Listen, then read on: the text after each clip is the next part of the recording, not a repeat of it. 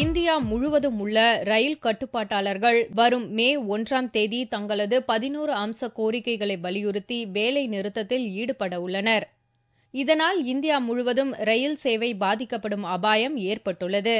இது தொடர்பாக சென்னையில் செய்தியாளர்களை சந்தித்த அச்சங்கத்தினர் பணித்திறமைக்கு ஏற்ப ஊதிய உயர்வு அளிக்கப்பட வேண்டும் என்றும் காலி பணியிடங்களை உடனடியாக நிரப்ப வேண்டும், வேலை பளுவை குறைக்க வேண்டும் என்பது உள்ளிட்ட 11 அம்ச கோரிக்கைகளை வலியுறுத்தினர்.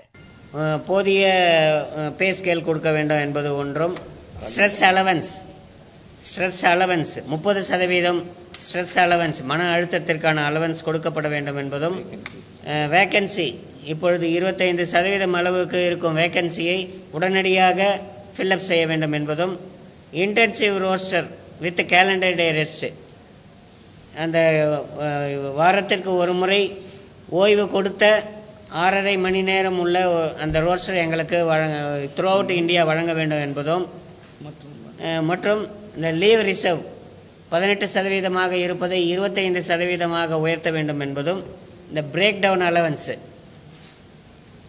கொடுக்க வேண்டும் என்பதும் எங்களுடைய கோரிக்கைகள். மே 1 தொழிலாளர் தினம், உலக தொழிலாளர் தினத்துக்கு அன்று நாங்கள் மாஸ் கேஷுவல் லீவ், மொத்தமாக லீவ் போட போகிறோம். வேலை நிறுத்தம் தொடர்பாக வரும் 26ஆம் தேதி மத்திய அரசிடம் நடத்தவுள்ள பேச்சுவார்த்தையில் உடன்பாடு ஏற்படாவிட்டால் வேலை நிறுத்தம் நிச்சயம் என்று அவர் தெரிவித்தார்.